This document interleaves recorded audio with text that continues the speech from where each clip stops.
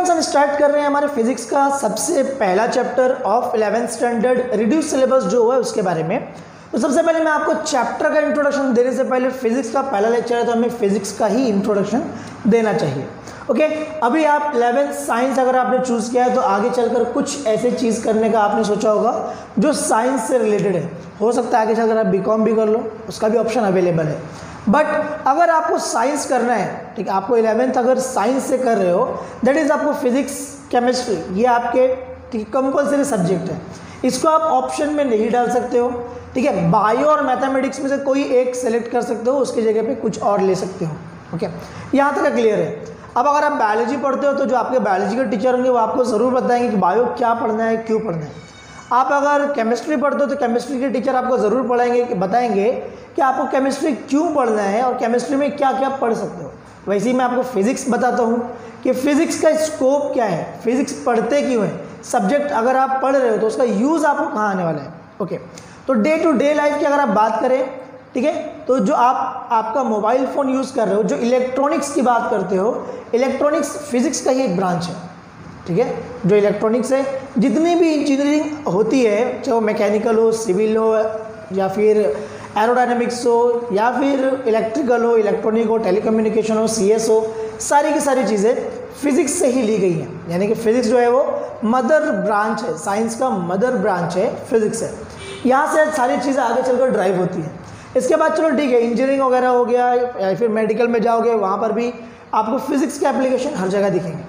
लेकिन वो है क्या, ठीक है, इवन अगर मैं, ठीक है, जो मैं ये वीडियो आपके पास अपलोड कर रहा हूँ तो जो वीडियो कैप्चर होती है, ये जो वीडियो कैप्चरिंग हो रहा है, ये देन है आपको फिजिक्स की, ये फिजिक्स के वजह से ही हो रहा है। इसके अलावा और कोई टेक्नोलॉजी नहीं है। आपका जो सिविलाइजेशन है, फिजिक्स में जिसका जितना ज़्यादा एडवांसमेंट है वो सिविलाइजेशन उतना ज़्यादा एडवांस होते जाती है। चाहे अगर आप बात करोगे सन और अर्थ के बीच के अट्रैक्शन की, जो ग्रेविटेशनल फोर्स है, ये फिजिक्स की ही वजह से है। जो अर्थ का ग्रेविटेशनल पुल है, जो ग्रेविटी अर्थ पे कोई भी चीज़ को ज़मीन नीचे घसीटती है, ये भी फिजिक्स से ही पता चला है। ठीक है, मून और अर्थ के बीच में जो फोर्स आता है, फोर्स ऑफ ग्रेविटेशनल फोर्स जो आता है, ये भी फिजिक्स की वजह से मालूम पड़ता है। आपका जो रेनबो बनता है, रेनबो, ये भी स्कैटरिंग ऑफ लाइट, ये भी फिजिक्स की ही वजह से बनता है। ठीक है, जो हमारे LED बल्ब होते हैं, ये भी जो इलेक्ट्रिकल एनर्जी लाइट एनर्जी में कन्वर्ट हो रही है, ये भी फिजिक्स की ही देन है। आपके जो गाड़ी के इंजन्स चल रहे हैं, इंजन्स का आना, जो रिएक्शन के जो बारे में बात कर रहे हो, ठीक है, यहाँ पर भी बहुत बड़ा पार्ट फिजिक्स के थ्रू ही होता है। यानी कि डे टू डे लाइफ में फिजिक्स के एप्लीकेशन बहुत सारे हैं, फिजिक्स के बहुत सारे एप्लीकेशन हैं। इवन अभी चैप्टर का नाम हमारा यूनिट्स एंड मेजरमेंट है। बहुत ही सिंपल चैप्टर है, चैप्टर बहुत सिंपल है, यहाँ पर कुछ भी आपको डिफिकल्टी नहीं आने वाली।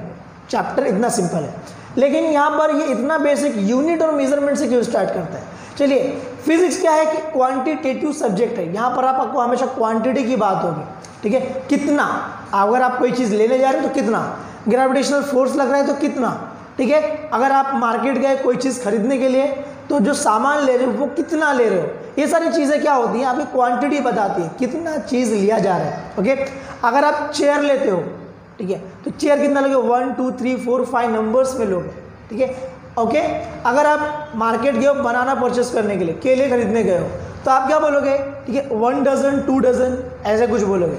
अगर एप्पल लेने गए हो तो केजी में बोलोगे, 1 kg 2 kg।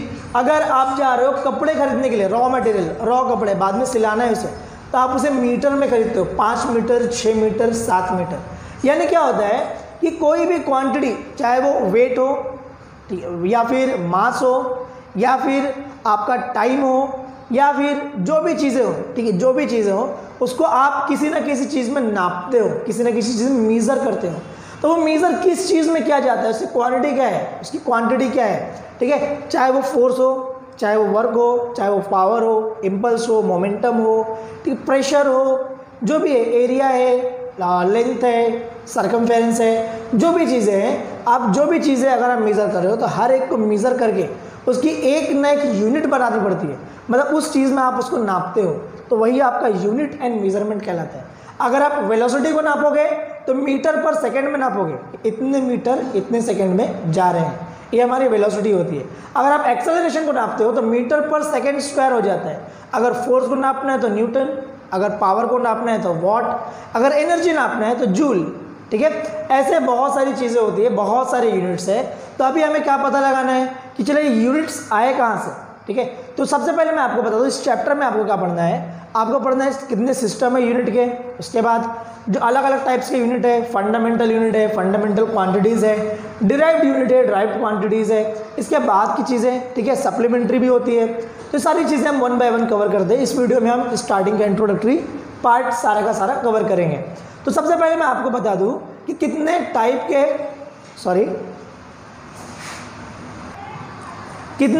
के हमारे पास सिस्टम्स होते हैं जो कि हम यूज़ करते हैं नापने के लिए।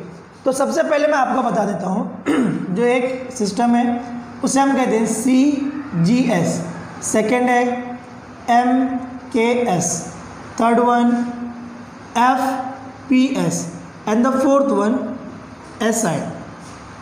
ओके, अब इसका अगर फुल फॉर्म अगर आप देखेंगे, फुल फॉर्म देखेंगे तो ये क्या होता है,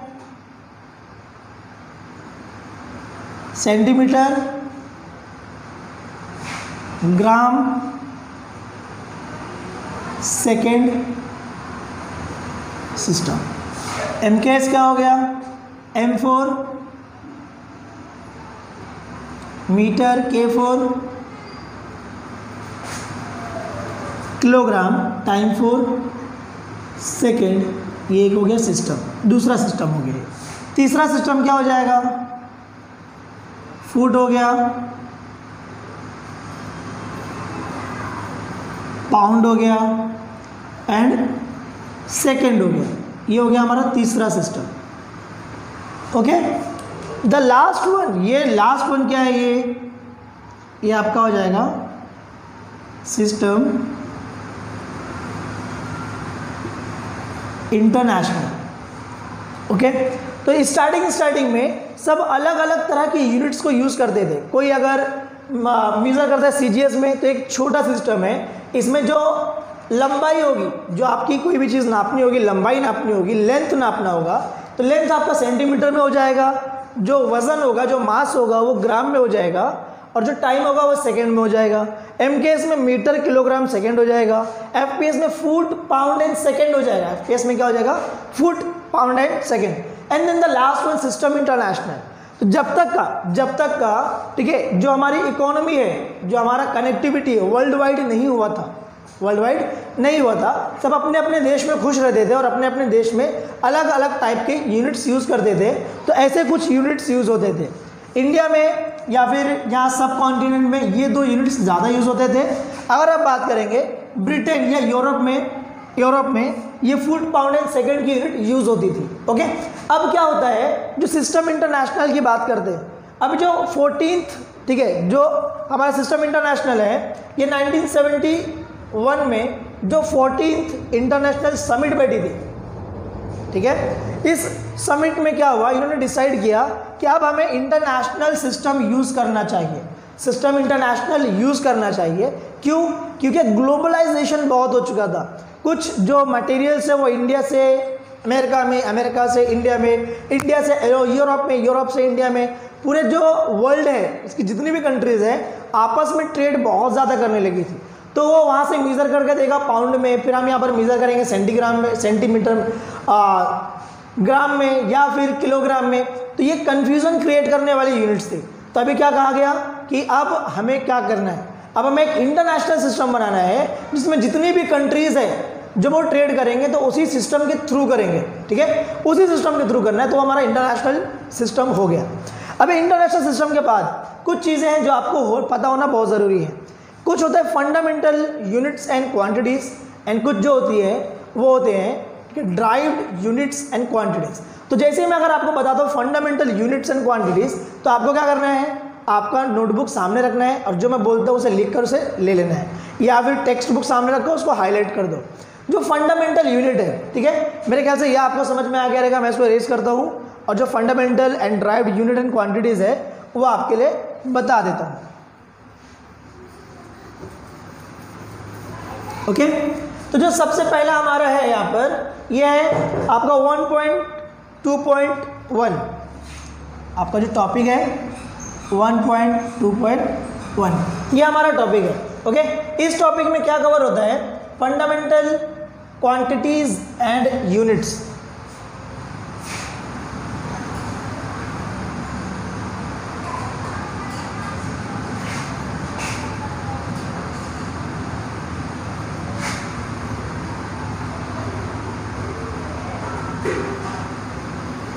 ठीक है, फंडामेंटल क्वांटिटीज एंड यूनिट्स में मामला एकदम से क्लियर है, बस आपको क्या समझना है, ये फंडामेंटल क्या है। ठीक है, ऐसी यूनिट्स, फंडामेंटल की बात कर रहा हूं मैं, ऐसी यूनिट्स जो खुद को एक्सप्रेस करने के लिए किसी और पे डिपेंड ना हो, ऐसी यूनिट्स जो खुद को एक्सप्रेस करने के लिए किसी और पे डिपेंड ना हो, उसे हम क्या बोलते हैं? फंडामेंटल यूनिट्स कहते हैं। आप लिख लो, the fundamental quantities can be defined as the quantities which do not depend on any other physical quantity for their measurement is known as fundamental quantities। आप सब बोल सकते हो, ठीक है। the quantities which do not depend on any other physical quantity for their measurement is known as fundamental quantities। यानी कि अगर आप बात करोगे, एंड ये क्या हो गया? क्वांटिटीज हो गए, ठीक है, ये क्या हो गए? क्वांटिटीज हो गए। And the units used for measuring those quantities are known as fundamental units. Quantity किसे कहते हैं, यूनिट किसे कहते हैं? जो चीज़ आपको मेजर करना है, जो चीज़ आपको मेजर करना है। जैसे कि अगर मैं आपको बता दूं मास, आपको क्या मेजर करना है? मास, वजन मेजर करना है। जब मास मेजर करोगे तो ये आपका एक क्वांटिटी हो गया, और किस में मेजर करोगे? ग्राम, किलोग्राम, ये आपका क्या हो जाएगा? उसका यूनिट हो जाएगा। ओके, तो जैसे कि आपका एक क्वांटिटी हो गया, आपका एक यूनिट हो गया। तो मैं आपको बता दूं, यहाँ पर 7 फंडामेंटल क्वांटिटी होते हैं। फंडामेंटल क्वांटिटी कितने? 7। तो फंडामेंटल यूनिट कितने हो जाएंगे? 7 ही हो जाएंगे। ओके, तो 1 बाय 1 अगर आप बात करेंगे, सबसे पहला जो है हमारा वो है length, second one mass, third one time, ठीक है, fourth one temperature, fifth one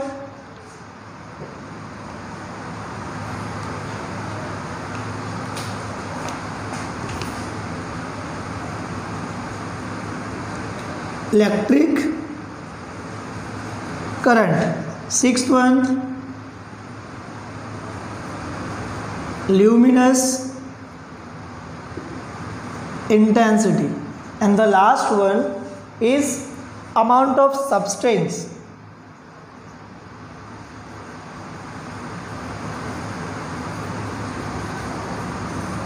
amount of substance, ये आपके क्या हो गई? फिजिकल क्वांटिटीज हो गई, फंडामेंटल क्वांटिटीज हो गई। ठीक है, ये 7 क्या हो गए? आपके फिजिकल क्वांटिटीज या फंडामेंटल क्वांटिटीज। अब इसकी एसआई यूनिट क्या है एंड सिंबल क्या है? ये आपका हो गया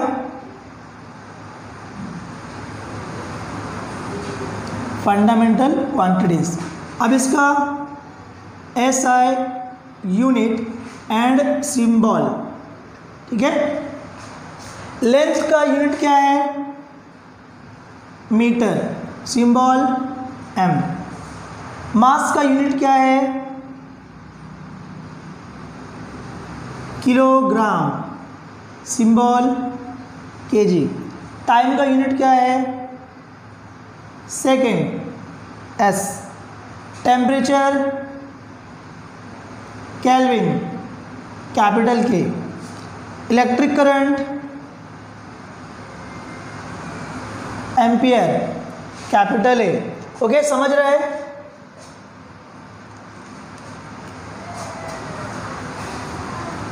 luminous intensity candela, CD, and the last one amount of substance mole, MOL। Okay, ये आपके क्या हो गए? ये जो चीज़ें हैं आपकी, ठीक है। यहाँ पर अगर आप बात करेंगे तो ये आपका फंडामेंटल क्वांटिटीज हो गए 7। क्या हो गए? फंडामेंटल क्वांटिटीज हो गए ये 7। इसके बाद उसके एसआई यूनिट, मतलब सिस्टम ऑफ इंटरनेशनल यूनिट में, इंटरनेशनल सिस्टम में अगर आप बात करेंगे टाइम की तो पूरा वर्ल्ड इंटरनेशनली हर कोई टाइम को सेकंड में ही मेज़र करेगा, ठीक है। अगर वो अपना इंटरनली, ठीक है, अगर वो नेशनल कुछ भी चीज़ें कर रहे हैं, नेशनल ट्रेड कर रहे हैं, तो वो अपने यूनिट में जो करना है करें, बट जब भी अगर इंटरनेशनल की बात करेंगे तो हर जगह पूरे वर्ल्ड में टाइम को सेकंड में मेज़र किया जाएगा। टेम्परेचर को केल्विन में, टेम्परेचर की यूनिट और भी होती है, जैसे डिग्री सेल्सियस है, फ़ारेनहाइट है, लेकिन वो यूज़ नहीं होगा। टेम्परेचर के लिए हमेशा केल्विन यूज़ होगा, जो कि हमारा क्या है, एसआई सिस्टम है, ठीक है, एसआई यूनिट है। इसके बारे में अगर आप बात करोगे, ठीक है, लेंथ के लिए मीटर, अब लेंथ के लिए सेंटीमीटर भी होता है, मिलीमीटर भी होता है, ठीक है, किलोमीटर भी होता है, पिकोमीटर भी होता है, नैनोमीटर भी होता है, माइक्रोमीटर भी होता है, इतनी सारी चीज़ें होती हैं। लेकिन उसमें से एसआई इंटरनेशनली क्या यूज़ करने वाले, हम मीटर यूज़ करने वाले, लेंथ के लिए मीटर यूज़ करने वाले, ठीक है। तो अगर आप यहाँ पर देखोगे, ये तो यूनिट्स हो गए, तो क्या ये यूनिट मीटर, क्या मीटर अपने अलावा किसी और को भी एक्सप्रेस कर रहा है? नहीं, मीटर सिर्फ लेंथ को कर रहा है और लेंथ सिर्फ मीटर में नापा जा रहा है, किसी और चीज़ों पे डिपेंड नहीं है, किसी और चीज़ों पे डिपेंड नहीं है। तो ये आपका क्या हो गया, fundamental quantities and these are fundamental units. Clear? ये क्या हो गई, fundamental quantities and these are fundamental units. अगर हम बात करते हैं फंडामेंटल से थोड़ा सा हट जाते हैं, यहाँ पर एक और ले लेते हैं। अगर आपकी बात करते हैं derived quantities and derived units, okay. अब अगर derived quantities and derived units की बात करते हैं,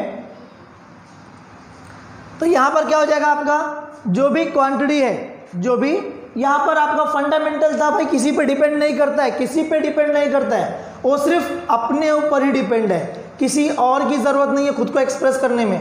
लेकिन जैसे हम बात करते हैं, ठीक है, जैसे हम बात करते हैं वेलोसिटी की, वेलोसिटी का फॉर्मूला क्या होता है, distance divide by time. Distance होता है मीटर में, ये होता है सेकंड में, यानी कि मीटर पर सेकंड आया, मीटर भी आया और सेकंड भी आया। यहाँ पर दो फंडामेंटल क्वांटिटी को यहाँ पर यूज़ किया गया है, एक तो हो गया लेंथ और दूसरा हो गया टाइम। तो ये दो क्वांटिटी, मतलब ऐसे क्वांटिटी जो more than one fundamental quantity या फिर एक ही फंडामेंटल क्वांटिटी को मल्टीपल टाइम्स यूज़ करते हैं, तो उसे क्या बोलते हैं, ड्राइव्ड क्वांटिटीज कहते हैं। क्या कहते हैं, डिराइव्ड क्वांटिटीज, ठीक है। ये क्या हो गया, ड्राइव्ड क्वांटिटी। और ऐसे यूनिट मीटर पर सेकेंड, ऐसी यूनिट जो मल्टीपल टाइम्स, ठीक है, मल्टीपल फंडामेंटल यूनिट को मिलकर बनी हो, उसे क्या बोलते हैं, ड्राइव्ड यूनिट। मीटर हमारा फंडामेंटल है, सेकंड हमारा फंडामेंटल है, लेकिन मीटर पर सेकंड ये डिराइव्ड हो गया। क्यों डिराइव्ड हो गया, क्योंकि यहाँ से मीटर को लिया गया, यहाँ से सेकंड को लिया गया, फिर वेलोसिटी की यूनिट बनी। अगर आप फोर्स की बात करते हैं, फोर्स क्या होता है, मास इनटू एक्सेलरेशन। मास होता है केजी में, एक्सेलरेशन होता है मीटर पर सेकंड स्क्वायर।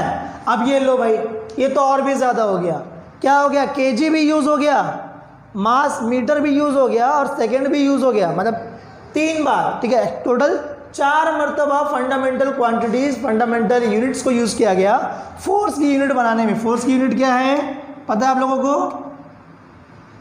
फोर्स की यूनिट होती है न्यूटन, ठीक है। यानी कि 1 न्यूटन में इतनी सारी चीज़ें यूज़ हो रही हैं, तो वो क्या हो गई, ड्राइव्ड यूनिट्स, ड्राइव्ड क्वांटिटीज़ हो गई। आप लोगों को समझ रहा है, ठीक है। अगर समझ रहा है तो अभी या तो फिर आपको मेरा कॉन्टैक्ट नंबर तो मिल ही जाएगा, प्रोबेबली नहीं मिलता तो आप कमेंट सेक्शन में मुझे बताओ क्या नहीं समझा। अगर नहीं समझता तो वहाँ पर सारी चीज़ें क्लियर कर लेंगे, ओके। तो यहाँ पर ये हो गया आपका न्यूटन। अगर आप बात करते हो एनर्जी की,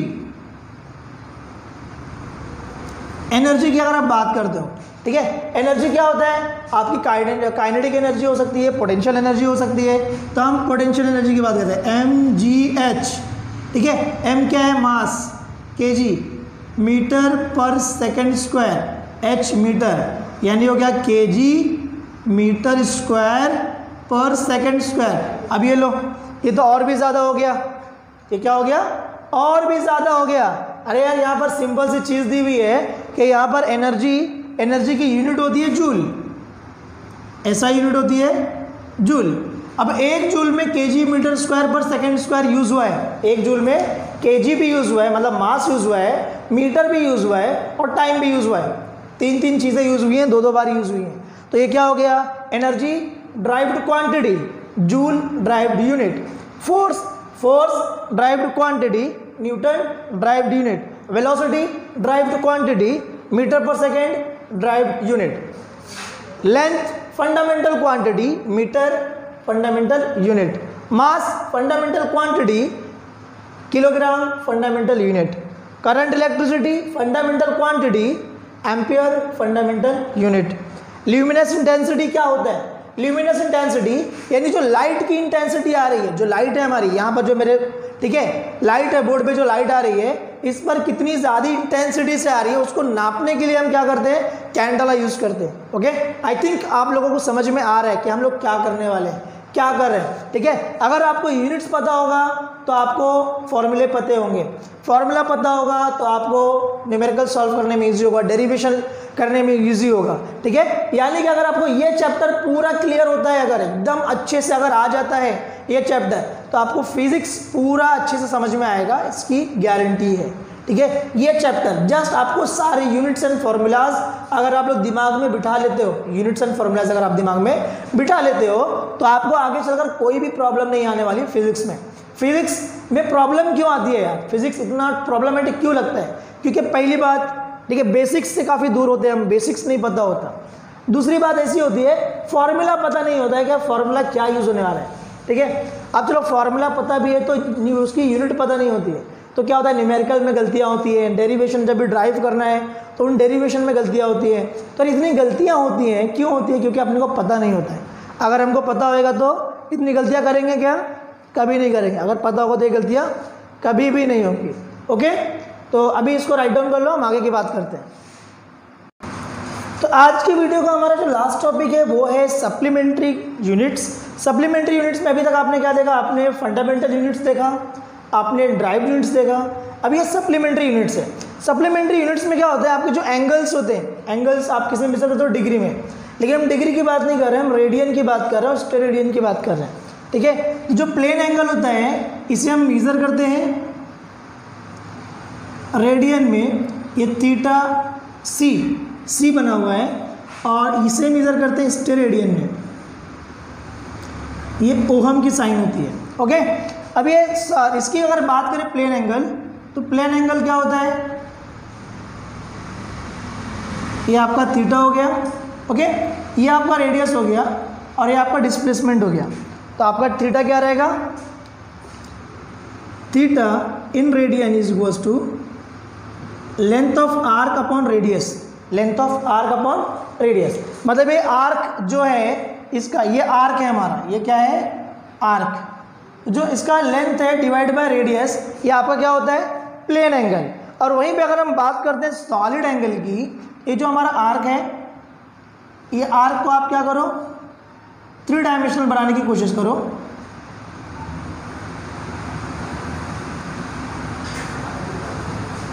ये पॉइंट O है, ये यहाँ पर आर्क का एरिया, और ये आपका क्या हो जाएगा, रेडियस। ओके, ये रेडियस हो गया, ये एरिया हो गया।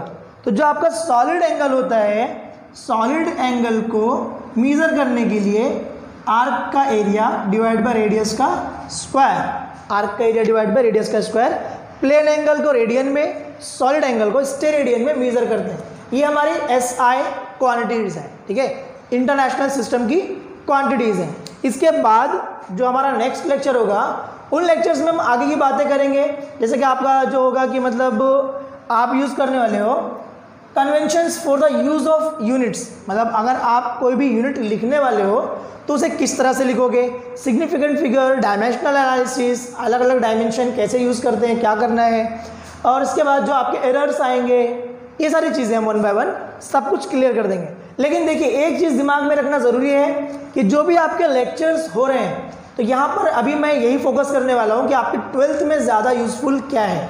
ठीक है, इसके बाद जब हम लोग ये रिड्यूस सिलेबस है, जब कंप्लीट सिलेबस हमको पढ़ना होगा नेक्स्ट टाइम में, तो सारी चीज़ें जो यहाँ पर भी इंपॉर्टेंट है और आगे भी इंपॉर्टेंट है वो लेने वाले हैं, क्योंकि अभी हमारे पास समय ज़्यादा बचा हुआ नहीं है, 12th की स्टडीज़ भी स्टार्ट करना है। तो अभी क्या करना है, जो चीज़ें हमारी 11th में इतनी इंपॉर्टेंट हो कि वो 12th में भी उसका बेसिक लग रहा है, तो वो चीज़ें हम यहाँ पर बहुत अच्छे से करेंगे ताकि आपका 12th अच्छा हो जाए। ओके, तो मिलते हैं हमारे जो भी नेक्स्ट लेक्चर होगा उसके लिए, और जो आपका डाउट सेशन जो भी अरेंज होगा उस डाउट सेशन में जो भी आपका इस लेक्चर के बाद जो भी डाउट जनरेट होते हैं उस सारे के सारे डाउट हम हमारे डाउट सेशन में क्लियर कर लेंगे।